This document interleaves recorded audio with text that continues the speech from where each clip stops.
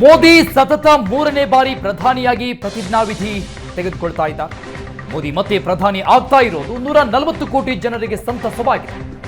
ಮೋದಿ ನೇತೃತ್ವದಲ್ಲಿ ಭಾರತ ಅಭಿವೃದ್ಧಿ ಪಥದಲ್ಲಿ ಸಾಗ್ತಾ ಇದೆ ಅಂತ ದೆಹಲಿಯಲ್ಲಿ ನೂತನ ಸಂಸದ ಡಾಕ್ಟರ್ ಮಂಜುನಾಥ್ ಮಾತನಾಡಿದ್ದಾರೆ. ಬೆಂಗಳೂರು ಗ್ರಾಮಾಂತರ ಸಂಸದ ಡಾಕ್ಟರ್ ಮಂಜುನಾಥ್ ಅವರು ಮಾತನಾಡಿದ್ದಾರೆ.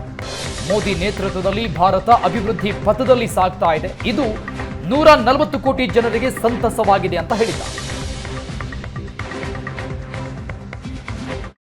ಪ್ರಧಾನಿ ನರೇಂದ್ರ ಮೋದಿ ಅವರು 3ನೇ ಬಾರಿಗೆ ದೇಶದ ಪ್ರಧಾನಿಯಾಗಿ ಅಧಿಕಾರ ಸ್ವೀಕಾರ ಮಾಡತಕ್ಕಂಥ ಕ್ಷಣಗಣನೆ ಆರಂಭಗೊಂಡಿದೆ. ಈ ಸಂದರ್ಭದಲ್ಲಿ ರಾಜ್ಯದ ನೂತನ ಸಂಸದರಾಗಿರ್ತಕ್ಕಂಥ ಡಾಕ್ಟರ್ ಮಂಜುನಾಥ್ ಅವರು ನಮ್ಮ ಜೊತೆ ಇದ್ದಾರೆ.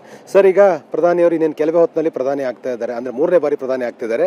ಸೊ ಈ ಕ್ಷಣವನ್ನು ಹೇಗೆ ನೀವು ರಿಸೀವ್ ಮಾಡ್ತೀರಿ? ಇವತ್ತು ಸನ್ಮಾನ್ಯ ನರೇಂದ್ರ ಮೋದಿ ಅವರು 3ನೇ ಬಾರಿಗೆ ಸತತವಾಗಿ 3ನೇ ಬಾರಿಗೆ ನಮ್ಮ ದೇಶದ ಪ್ರಧಾನಮಂತ್ರಿಯಾಗಿ ಇವತ್ತು ಪದಗ್ರಹಣ ಮಾಡ್ತಾ ಇರೋದು ನಮ್ಮೆಲ್ಲರ 140 ಕೋಟಿ ಜನರ ಇವತ್ತು ಸಂತಸಕ್ಕೆ ಇದು ಎಡ್ ಮಾಡಿಕೊಟ್ಟಿದೆ. ಅದರಿಂದ ಅವರನ್ನು ನಾವು ಅಭಿನಂದಿಸ್ತಾ ಇದ್ದೀವಿ. ಯಾಕೆಂದರೆ ಇದು ಅವರ ಹ್ಯಾಟ್ರಿಕ್ ಗೆಲುವು. ಅದರಲ್ಲೂ ನಮ್ಮ ಭಾರತ ದೇಶದಲ್ಲಿ ಸತತ 3ನೇ ಬಾರಿಗೆ ಪ್ರಧಾನಮಂತ್ರಿ ಆಗ್ತಾ ಇರೋದು ಇವರು 2ನೇವರು. ಸೊ ಹೀಗಾಗಿ ಇದು ಬಹಳ ಸಂತೋಷದ ವಿಚಾರ. ಯಾಕೆಂದರೆ ಭಾರತ ಒಂದು ಅಭಿವೃದ್ಧಿಯ ಪಥದತ್ತ ಸಾಗ್ತಾ ಇದೆ ಕಳೆದ 10 ವರ್ಷದಲ್ಲಿ ನೋಡಿದರೆ. ಸೊ ಅದು ಹಾಗೇ, ಯಾಕೆಂದರೆ ಹಲವಾರು ಅವರ ಪಾಲಿಸಿಗಳಾಗ್ಬೋದು, ಅವರ ದಿಟ್ಟ ನಿರ್ಧಾರಗಳಾಗ್ಬೋದು, ಅವರ ಜನಪರ ಯೋಜನೆಗಳಾಗ್ಬೋದು. ಸೊ ಅದೆಲ್ಲ ಮುಂದುವರಿಯುತ್ತೆ. ಸೊ ಇದರಿಂದ ನಮ್ಮ ಭಾರತ ಆರ್ಥಿಕವಾಗಿ ಕೂಡ ಮುಂದುವರಿಯುತ್ತೆ. ಸೊ ಹಲವಾರು ನಮ್ಮ ರಾಜ್ಯದ ಹಲವಾರು ಜ್ವಲಂತ ಸಮಸ್ಯೆಗಳು ಕೂಡ ಕೇಂದ್ರದ ಮುಂದೆ ಇದೆ. ಹೀಗಾಗಿ ಅದಕ್ಕೂ ಕೂಡ ಒಂದು ಪರಿಹಾರ ಸಿಗುವ ವಿಶ್ವಾಸ ಇದೆ.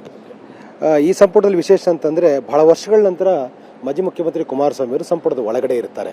ಸೊ ನೀವು ಮಿತ್ರ ಪಕ್ಷವಾಗಿರೋ ಬಿಜೆಪಿ ಸಂಸದರಾಗಿದ್ದರೂ ಕೂಡ ಕುಟುಂಬ ಸದಸ್ಯರಾಗಿ ಈ ಒಂದು ಕ್ಷಣವನ್ನು ಹೇಗೆ ನೀವು ಅದನ್ನು ಎಂಜಾಯ್ ಮಾಡ್ತೀರಿ? ಇಲ್ಲ, ಅದು ಅತ್ಯಂತ ಸಂತೋಷ ತಂದಿದೆ. ಇವತ್ತು ಸನ್ಮಾನ್ಯ ಕುಮಾರಸ್ವಾಮಿ ಅವರು ಇವತ್ತು ಇಲ್ಲಿ ಕ್ಯಾಬಿನೆಟ್ ದರ್ಜೆ ಸಚಿವರಾಗಿ ಪ್ರಮಾಣ ವಚನ ಸ್ವೀಕರಿಸ್ತಾ ಇರೋದು ನಮಗೆಲ್ಲ ಒಂದು ಹಬ್ಬದ ಸಂತಸ. ಸೊ ಹೀಗಾಗಿ ಅವ್ರಿಗೂ ಕೂಡ ಅಭಿನಂದನೆಗಳನ್ನು ಸಲ್ಲಿಸ್ತೇನೆ. ಯಾಕೆಂದರೆ ಅವರಿಗೆ ಹಲವಾರು ಹಿಂದೆ 2 ಬಾರಿ ಸಂಸದರಾಗಿ ಕೆಲಸ ಮಾಡಿದ್ದಾರೆ, 2 ಬಾರಿ ಮುಖ್ಯಮಂತ್ರಿಗಳಾಗಿ ಕೆಲಸ ಮಾಡಿದ್ದಾರೆ.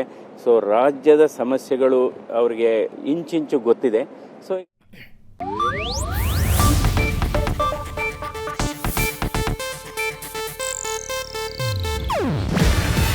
ಇದು ಏಷ್ಯಾನೆಟ್ ನ್ಯೂಸ್ ನೆಟ್ವರ್ಕ್ ಪ್ರಸ್ತುತಿ. ನೀವು ನೋಡ್ತಿದ್ದೀರಾ ಏಷ್ಯಾನೆಟ್ ಸುವರ್ಣ ನ್ಯೂಸ್.